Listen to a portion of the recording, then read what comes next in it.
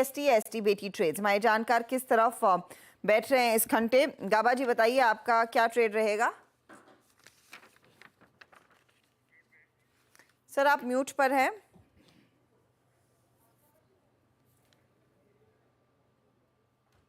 गाबा जी yes, मेरा मेरा restart हुआ था क्योंकि इंटरनेट चला गया था। No worry sir.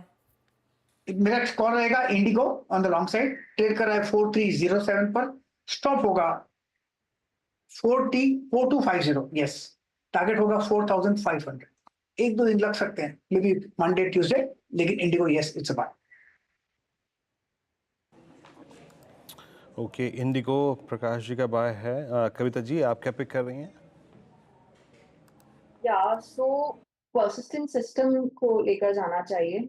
अभी फिलहाल 3949 के लेवल पर है with stop loss of 3870।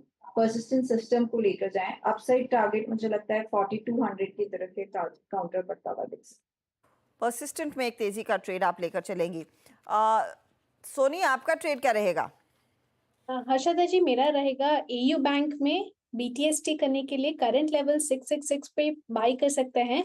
Stop loss रहेगा 656, टारगेट है 680 85 का एक रेंज।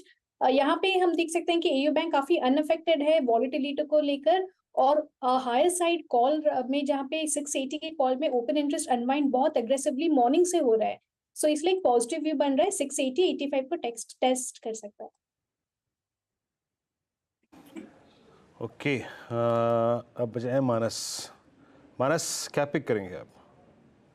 देखिए भारतीय एयरटेल को लेके जाएंगे। आई थिंक करेक्शन कंप्लीट हुआ है और वापस पिछले हाईज स्टॉक टच कर सकता है, तो भारतीय एयरटेल के फ्यूचर में खरीदारी करनी है। 1399 का स्टॉप लॉस लगाना है इसके फ्यूचर में भारतीय एयरटेल के, और टारगेट सेट करने हैं 1445 के। हाँ, भारतीय एयरटेल में एक अपॉर्चुनिटी। राजेश जी कुछ ट्रेड दिख रहा है आपको ले जाने के लिए over the weekend? Over the weekend अगर ले जाना हो तो मैं समझता हूँ एक्स्ट्रा पॉली को लेके जाना चाहिए। अगर हफ्ते 10 दिन की बात की जाए तो 2350 का टारगेट रहेगा, लेकिन मध्यम से लंबी अवधि में 2700 का टारगेट हो सकता है। भारत की प्लास्टिक मैन्युफैक्चरिंग, पाइप मैन्युफैक्चरिंग की अगर बात की जाए तो सबसे बड़ी कंपनी है और बहुत अच्छी तरीका से ग्रोथ देखी गई है, न केवल प्लास्टिक डिवीजन में बल्कि एडेसिव में भी। जिस तरीके से इकोनॉमी में कम बैक हुआ है या रियल स्टेट में इतनी बढ़त बनी हुई है, उससे लगता है मुझे ये रियल स्टेट एंसेलरी कंपनीज अच्छा कारोबार करने वाली है। और रियल एस्टेट के जो अपसाइकिल होते हैं वो थोड़ा लंबा चलते हैं, 3-4 साल तक। तो मुझे लगता है कि यहाँ पे फंडामेंटली बहुत स्ट्रॉन्ग वजह है इसमें निवेश करने की। वॉल्यूम ग्रोथ अच्छा हो रहा है। अब ये लोग स्टोरेज टैंक में, पेंट में, दोनों में एंटर कर रहे हैं, सैनिटरी वेयर में एंटर कर रहे हैं, जो कि और बॉटम लाइन को थोड़ा सा मजबूत करेगा। बैलेंस शीट की बात की जाए तो 500-600 करोड़ रुपए इनके पास कैश पड़ा है बैलेंस शीट में, जो कि इन्हें अधिग्रहण वगैरह करने में थोड़ी सहायता करता है। तो मुझे लगता है ग्रोथ के हिसाब से देखा जाए तो एस्टर पॉली बहुत सही बैठता है। छोटी अवधि में 2350, मध्यम से लंबी अवधि में 2700 के टारगेट। ओके, राजेश जी का एस्ट्रल व्यू है लॉन्ग करने का। 3.25% आज ऊपर रहा, और हालांकि इसके लास्ट रिपोर्टेड नंबर्स थोड़े से ख़राब थे, बट आज अपने करियर के सेकंड बेस्ट क्लोज की तरफ बढ़ता हुआ, still at all time high. अब आते हैं इंडेक्स व्यू पर। देखिए क्लोजिंग आज थोड़ी ख़राब है। बात ये नहीं है कि सिर्फ 92 पॉइंट है, बात ये है कि आपके पास सुबह निफ्टी आईटी का लगभग 900 पॉइंट का 1000 पॉइंट का गेन था। आपके पास एक फ्लैग का ब्रेकआउट देने के बहुत अच्छे, अगर आप देखें, चांसेस थे, बट आप डे लो पर क्लोज हुए हैं। Nifty IT technically it's a close eight day लो, और आप फ्लैग के अंदर फिर आ गए।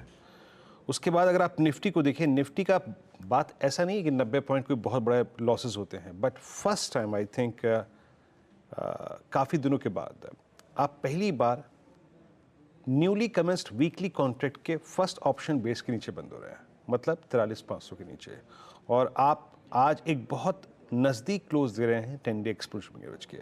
Same is the case with Nifty bank. आज क्लोज बहुत ख़राब नहीं है, बट लोअर बेस के आसपास आ रहा है। मेरी बात मानिए, कुछ कैरी मत करिए, कोई यहाँ पे इंडेक्स मत कैरी करिए। मंडे को जब आएंगे फिर देखेंगे कि एग्जैक्टली आज हुआ क्या, किसने माल अगर आप देखें छोड़ा, एफआईज ने, डीआईज ने, कॉल राइटिंग कैसी हुई है इस न्यूली कमेंस्ड वीकली कॉन्ट्रैक्ट में, फिर कोई सेंस बनाएंगे। निफ्टी का आज ट्रेड फिर भी ठीक रहा, निफ्टी बैंक का ट्रेड उतना ठीक नहीं था, बट वॉलेटिलिटी जो है एट हायर लेवल्स कभी अच्छी नहीं होती। आते हैं जरा ब्रेथ पर। ब्रेथ इन डेरिवेटिव्स क्या थी? अगर आप ब्रेथ इन डेरिवेटिव्स को देखें तो मतलब लॉन्ग शॉर्ट और लॉन्ग अनवाइंडिंग और शॉर्ट कवरिंग, उनके स्टैट्स को देखते हैं। देखिए कल अप्रॉक्सीमेटली जो लॉन्ग्स थे वो 100 के आसपास थे, और अगर आप आज के लॉन्ग्स देखें तो जिसमें 23, आप देख रहे हैं ये फिगर्स कितने थिन है, मात्र 23 लॉन्ग।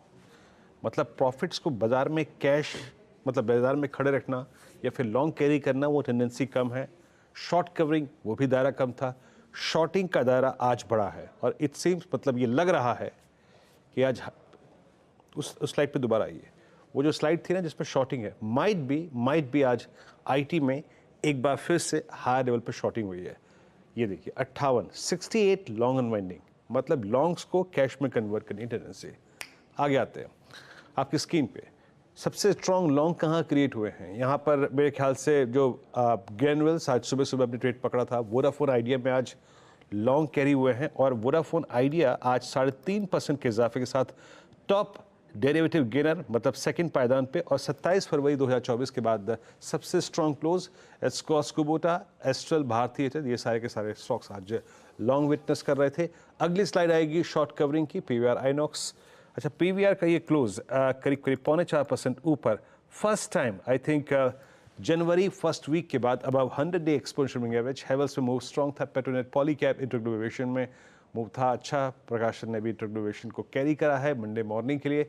नेक्स्ट स्लाइड आएगी शॉर्टिंग की, यानी जो प्रेशर आज मार्केट में आया वो कहाँ पे था, आप इंटरेस्टिंग है स्क्रीन। बीपीएचपी चंबल कल का स्टार परफॉर्मर, आज शॉर्टिंग विटनेस करके गया। कोरोमंडल, मैरिको, इनमें आज शॉर्टिंग थी आज। और उसके बाद अगर आप स्क्रीन देखें तो यहाँ पर लॉन्ग अनवाइंडिंग जीएनएफसी में, टाटा केमिकल में, एचएएल में, भारत फौज में और दीपक नाइट्राइट, इन सभी काउंटर्स में आज शॉर्टिंग थी और लॉन्ग अनवाइंडिंग थी। एक स्टॉक और देखिए जो कि आज बड़े इंटरेस्टिंग जगह पे क्लोज हो रहा है, जुबिलेंट फूड्स 1.25% ऊपर। ये इसका जो क्लोज आ रहा है ना 5 जनवरी 2024 के बाद, यानी CY24 के सबसे हाईएस्ट क्लस्टर में ये क्लोज आता हुआ। कविता जी की मेरे ख्याल से ये कॉल भी थी। कविता जी कैसे रीड कर रही हैं आप इस क्लोज को, कैसे मानती हैं आप? जुबिलेंट फूड्स काफी दिनों से हमारे पैरामीटर पर है, एक बहुत अच्छा source of formation as like मैं आपको स्टार्टिंग में भी बताई थी। मुझे लगता है ये काउंटर अब अगर पोजीशनिंग ले रहे हैं तो डिक्लाइन अप टू 543 इस काउंटर में पोजीशन लेनी चाहिए, और स्विंग ट्रेड के लिहाज से मुझे लगता है 580 590 की तरफ भी काउंटर बढ़ता हुआ। तो वीरू ने इनफैक्ट एक अच्छा ब्यौरा दे दिया है उन काउंटर्स का, स्पेशली जो वायदे बाजार में सबसे ज़्यादा एक्टिव हैं। आज की क्लोज इतनी कुछ ग्रेट नहीं है कंसिडरिंग, और बहुत ही बढ़िया हफ्ता था, ऊपरी लेवल से अच्छा खासा मार्केट मुनाफा वसूली करके जा रहा है। लेकिन इक्विटी मार्केट के लिए एक बड़ा ट्रिगर कमोडिटी मार्केट का एक्शन भी रहता है, और अगर आपको कमोडिटी मार्केट्स की समझ नहीं है तो आपके लिए मौका है कमोडिटी गुरुकुल के वेबिनार में जुड़ने का। ध्यान रखिएगा 22 जून यानी कि कल के दिन ये एक्सक्लूसिव वेबिनार जो CNBC आवाज़ की कमोडिटीज़ एडिटर मनीषा गुप्ता ने क्यूरेट किया है, ये कल लाइव जाएगा। अगर आपने अब तक रजिस्टर नहीं किया है, आखिरी मौका है।